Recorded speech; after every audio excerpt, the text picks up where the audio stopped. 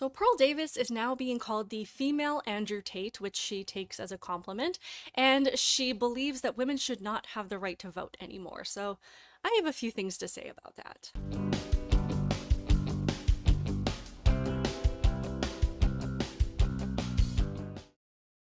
Welcome to my channel, Outspoken Samantha. If you are new here, welcome. I would love it if you would subscribe. And if you're returning, welcome back. I truly appreciate your continued support, and I hope that you are subscribed as well, especially if you are watching on Rumble, because we do need to support platforms that support free speech, and YouTube is just not that. So this conversation was posted a couple of days ago, and it was on the Piers Morgan show, and it was between a gal named PearlDavis and this other one here is Ava Santina.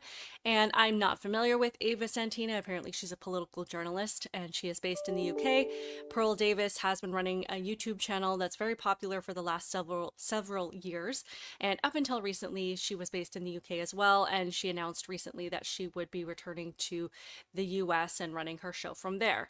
It's a very popular show. She's got like 1.5 million subscribers, and for the most part I think that I agree with a lot of the things that Pearl says.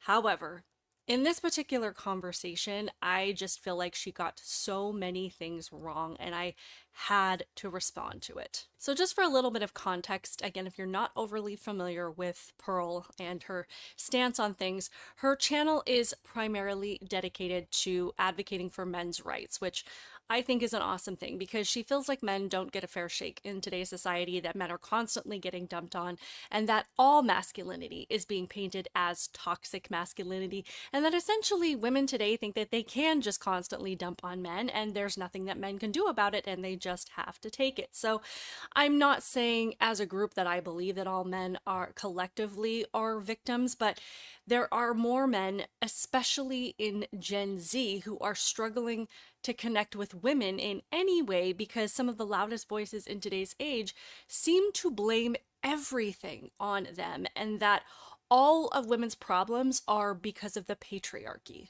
So I do appreciate that Pearl gives more of a voice to men and reinforces the value of who they are as men in society. And I agree with a lot of things that she says, but I almost think that she's overcompensating so much for men that her thoughts and her ideas are becoming anti-woman in the same way that the left are anti-women today.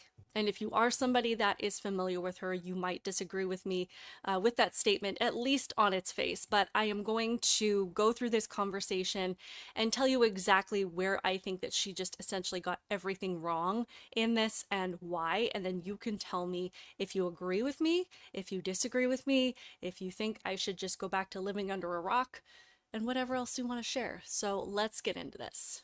So for about the first minute or so, they just introduce some of the things that Pearl has said in the past about women, that we shouldn't have the right to vote anymore. And then Piers, tells her that she's publicly being called the female Andrew Tate, and she takes that as a compliment. So that's where this clip that I'm going to play begins. I'm just going to skip over the first minute. So let's listen to a little bit about what she has to say. It depends what we're talking about, but overall I think he's got a good message. I think he's good for young men. Okay, look, you're talking about women predominantly, which is why you've got this big following. And your view is that modern feminism is deeply flawed.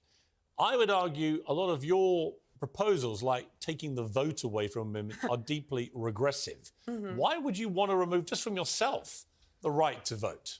Well, what happened was I had the same view, right?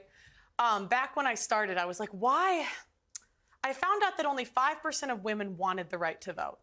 And I couldn't figure out, like, why would women not? No, it's true. It's true. You look it up. At the time. At the time. Because they've been conditioned by men to think that they shouldn't have a vote. I mean, that's what they say. But, I started reading their writings, right? And what I found out was that the reason a lot of women advocated for it was because they believed it was the beginning of the breakdown of the family. Before you became one in marriage, 85% of people were married.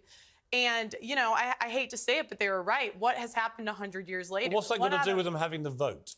Well, it also goes back to responsibility. Again, men are 80. So a couple of things I wanted to say here before we go on. So first of all, you can see Ava snickering, which I don't really think is beneficial to the conversation, because Pearl is citing research that she's done. She's talking about things that she's read and she's citing information. And it's totally fine for Ava to disagree, but if you're going to try to discredit the person that you're having a conversation with, then you need to bring information to the table that refutes what they're saying instead of just sitting there snickering, because it just makes you look petty and it does nothing to discredit the other person, but it makes you look like you aren't going to bring credible information to the discussion. And then when Piers jumps in and says women didn't want the vote because men conditioned them to not want to vote at that time, I think that's probably true to an extent. But I think that a problem that we have today a lot is that we look at issues that, from over 100 years ago through the lens of what our values and priorities are today, and it distorts the reality of what was actually happening at that time. Life was completely different back then. People's priorities were completely different, and a lot of women probably felt like their voice was already being heard as their vote was considered for their family unit. So they were contributing in that way. And it wasn't even a concept to have different votes based on, individual people living in your home. So I think that it's likely that they just thought, why would we need the right to vote? We're already contributing because we're voting as a family unit. But again, just sitting there snickering over it, it's like it's impossible that women from over 100 years ago in a completely different day and age wouldn't want to be separated from their husbands and from their families, because that's just not the way that we look at things now. So just a completely different time. So let's go on just a little bit here. It also goes back to responsibility. Again, men are 80 to 90% of the military. They run all of the infrastructures that make society run.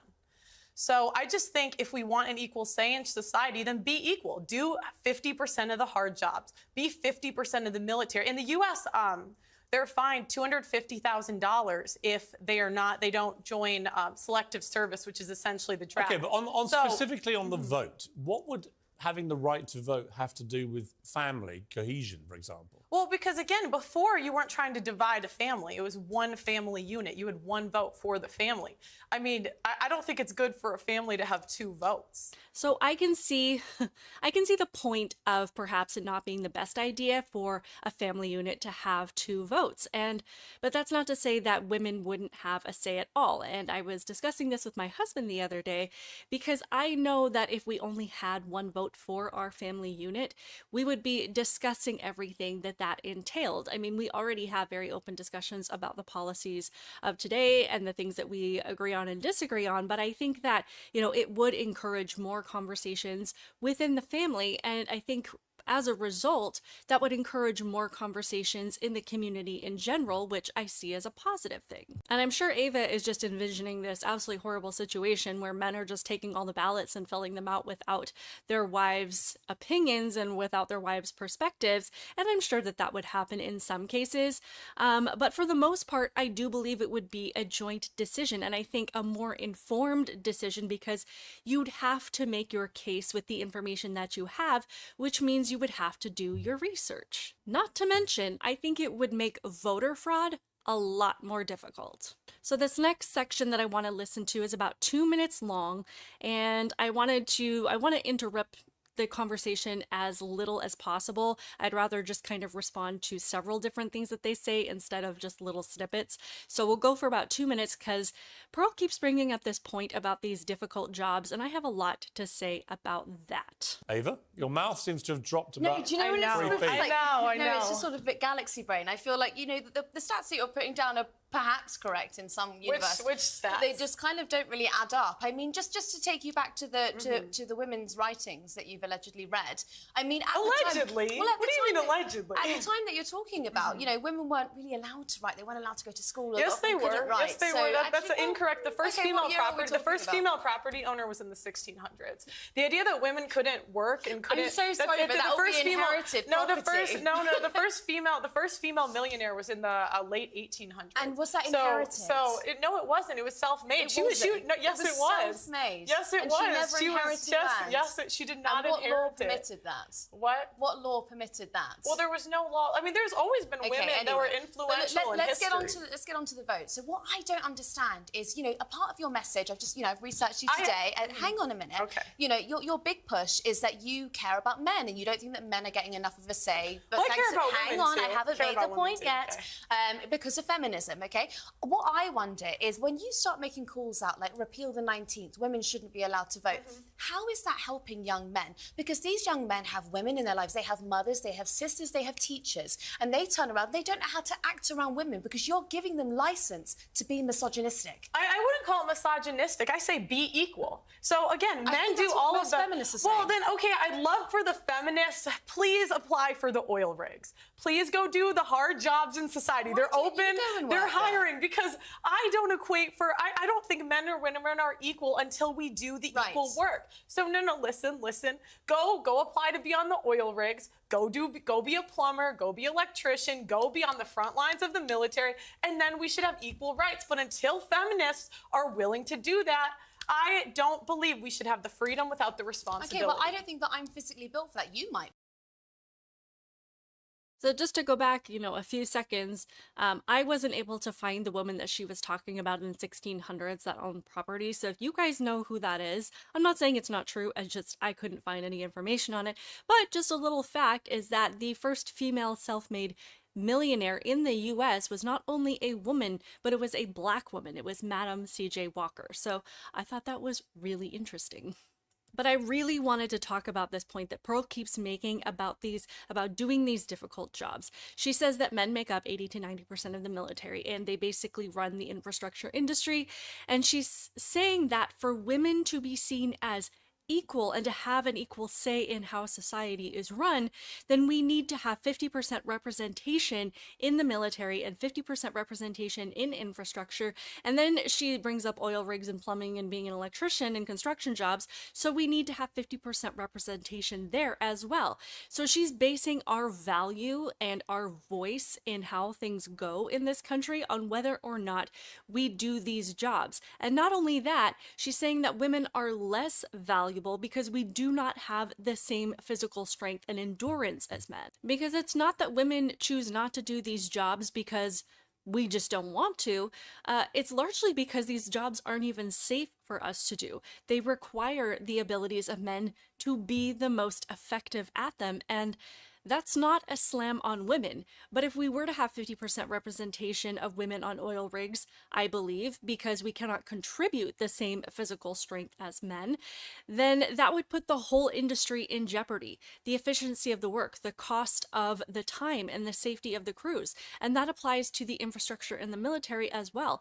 I don't want to see more women in the military or building bridges or laying bricks because it wouldn't be safe for women to do those things. But because she is saying that doing these hard jobs determine your value in society and whether or not you have a say in policy and representation and all of these other things, therefore raising children, which is what she believes women should be doing, is not as valuable of a contribution to society as working a jackhammer or fixing pipes. So if you stay home to raise your kids, you're not an equal member of society. So the message that she is sending to women in this argument is an argument that we hear from the left today when we're talking about women or about men competing against women in women's sports, and saying that we need to be men or to be more like men to be able to have a say in things. So when she's saying that we shouldn't have the freedom without the responsibility, it's a very narrow view of what responsibility is, because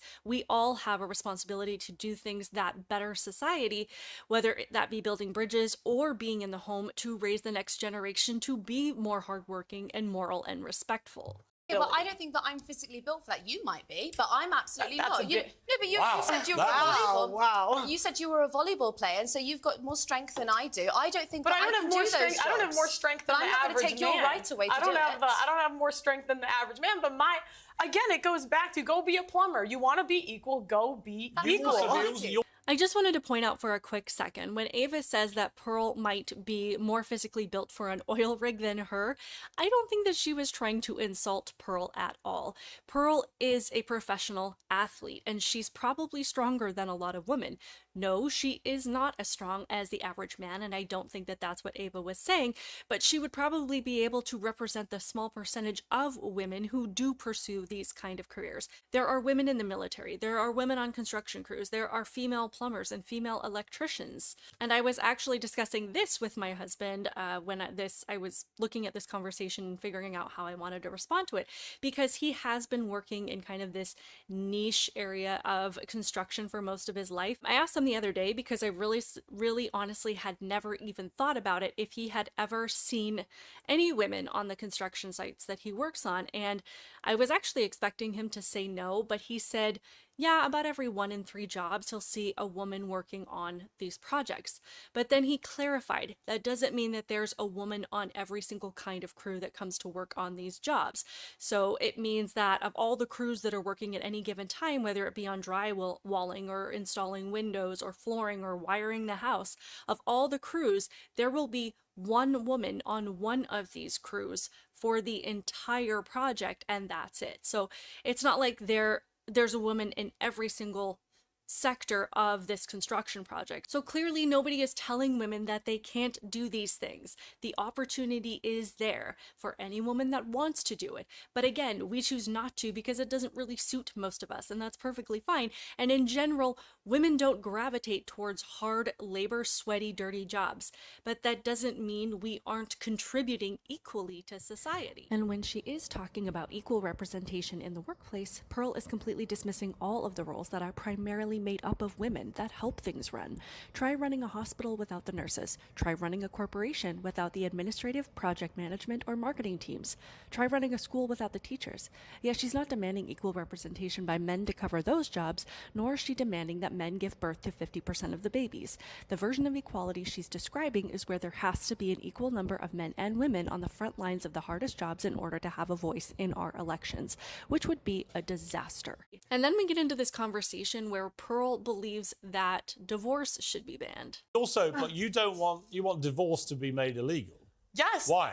Yes, because I don't think what we have today is really marriage. What is marriage? It's for better or for worse, for richer or for poor, in sickness and in health, till death do us part. That's what marriage is supposed to be. But feminists have ruined marriage for the people that actually believe in marriage. How? When there's a 50% divorce rate and the average marriage Why is that all down 8 to the years. women, though? I didn't say that it was all down to the women. So why But feminists ruin it? you asked why I want divorce to be banned. Yeah. Can I finish Yeah. that first? So I'm saying, you know, the people that believe in divorce, go be in long-term relationships. Leave marriage for the people that actually believe in for better or for worse, for richer or for poor, in sickness and in health, till death do us part. I still don't understand what that has to do with feminists, because I think that that's just a problem across the board with how both men and women these days view marriage. But I'm going to let this go on for probably another 2 minutes, because there's a lot that they say that I want to get into, but again, I want to interrupt as little as possible and then just respond in bigger chunks. So we've got 2 minutes and then we'll get back to this. Doesn't the sanctity of marriage also rely on the woman being a virgin, so you wouldn't be able to get married? What do you mean? Well, you've spoken quite openly about how you're not a virgin, and so if you want to preserve that sanctity of marriage, then I just think that you're upholding standards that you don't actually live by. And that's a fair complaint. I wish I was. But, we can't go back. I don't know what you want me to say. No, but I just don't think it's fair that you get to be here and you get to be paid for your views, and you're telling other women that they shouldn't be allowed to. I think... Hang on. Okay, if I may, at some stage jump in. Isn't the whole point of being a feminist, though, that women are entitled to have their own views? Absolutely. So she's perfectly entitled to her views. Yeah, but you can't... You might not like them. But I'm here to challenge But isn't she exercising her right as a... Are you a feminist?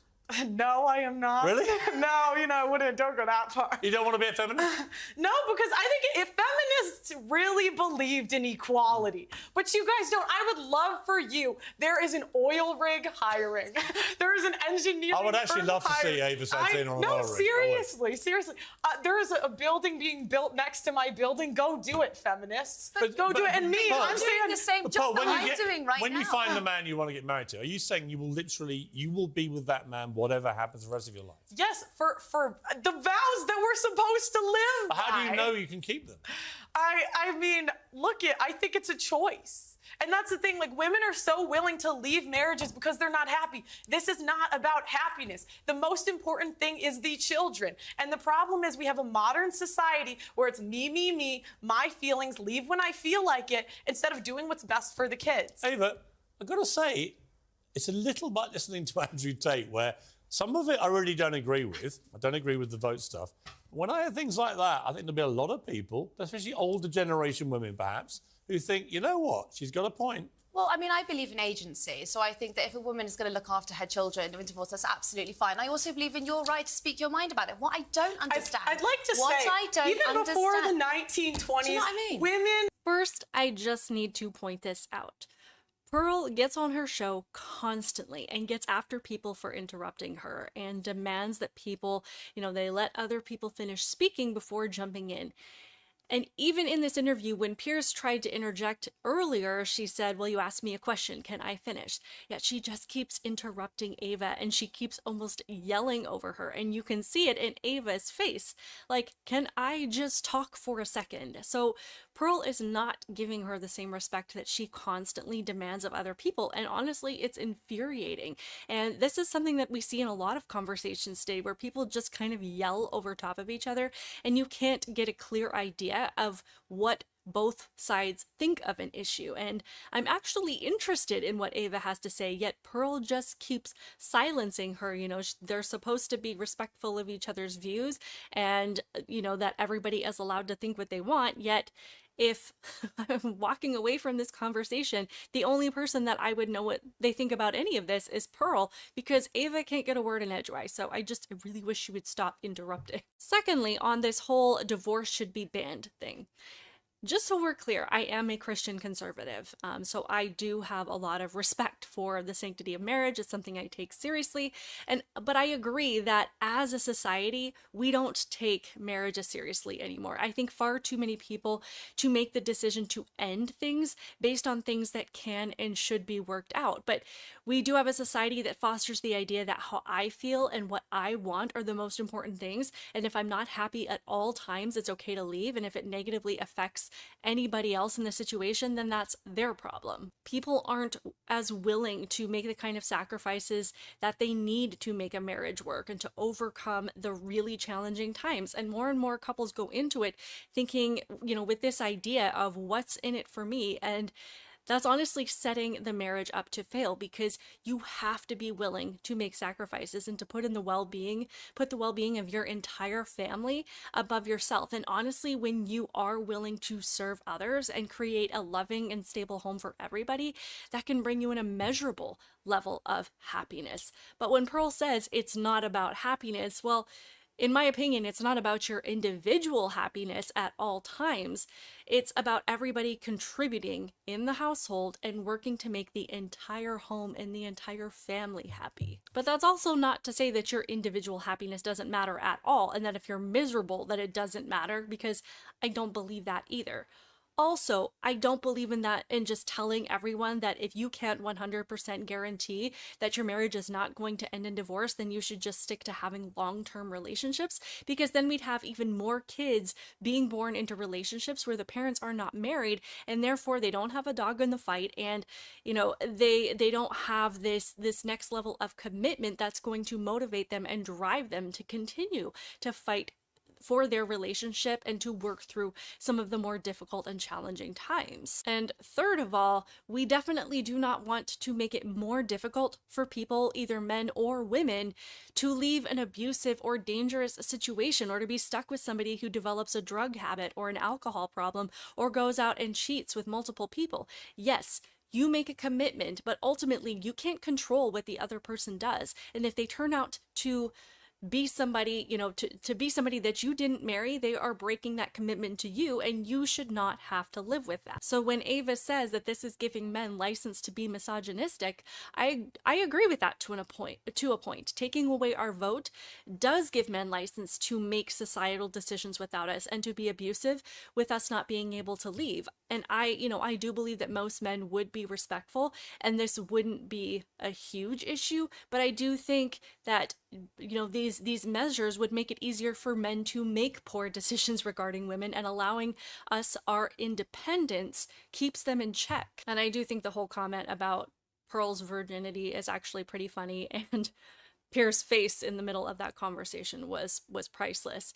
But I do want to get into just one more thing real quick. Pearl keeps bringing up this issue of the hard jobs, and she keeps talking about oil rigs. And honestly, that has nothing to do with whether or not women should vote at all. What this argument is relevant to is when feminists bring up the gender pay gap. So it's almost like she's getting her issues confused, because feminists complain about women not making as much money as men, and essentially they just put the idea out there that the only reason that this happens is because society, you know, likes to take advantage of women, or their employers are sexist, or whatever it is, or, you know, society sees women as inferior. That's the only reason. When in reality, if you base it on annual income and you take in all of the factors, including work habits and the kind of jobs that men and women do, men do take on these much more challenging jobs and the more dangerous jobs, and those jobs tend to pay a lot more because there is a lot higher of a risk associated with them. Also, men do tend to stay in their careers longer, and they tend to work longer hours, and they tend to move up higher in positions faster because of the amount of time that they consistently spend in the workplace at one time. So when you bring up these facts to a feminist, they tend to think that that's slamming women, like we're saying that women don't stay in their careers or work as many hours as men because we're lazy or don't have as much ambition or drive. The reality of that situation is women's priorities and values tend to change throughout life. You know, as much as a lot of us say in our teen and early adult years that we don't want kids, or we can never be a stay-at-home mom, and that the stereotype of women raising children is oppressive and outdated and all these things, as we get older, our priorities do tend to shift, and we come to the realization, because of our inherent qualities as women, that maybe we do in fact want to be mothers. Again, I'm a Christian conservative, but there was a long time in my life where I thought to myself, I could never stay home and raise kids. That sounds boring. That sounds awful. And I was working a full-time job up until before my first son was born. And when he was about 6 months old, I told my husband, I want to be home with him. I do not want to be at work. And I did. I was a stay-at-home mom until up about a year ago when my youngest went into first grade, and I finally did decide to go back to work full-time. My oldest is now 12, so I was a stay-at-home mom for a really long time. But if you had asked me if that's what I was going to do when I was 16 years old or 21 years old or even 27 years old, or even probably up until right after my son was born, I would have rolled my eyes at you and told you to stop trying to oppress me. And even when we are working moms, we tend to go for jobs that are more flexible and less demanding so that we can still be available for our kids and take off those days when our kids are sick, or be home in the evening to help with homework and bedtime. And those are not bad things. But again, the argument about the difficult jobs is a point you make when you're talking to feminists about the gender pay gap. I don't see the correlation between those jobs and whether or not women should be able to vote.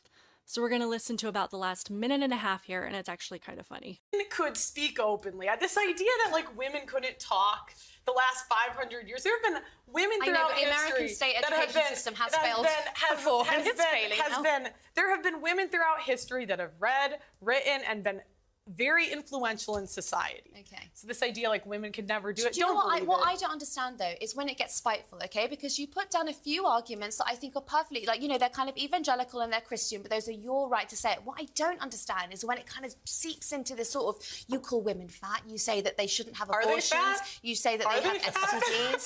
You know, I mean, the question is, are they fat? Yes or no? The average American woman is 170 pounds. That's objectively overweight. I mean, let's be honest.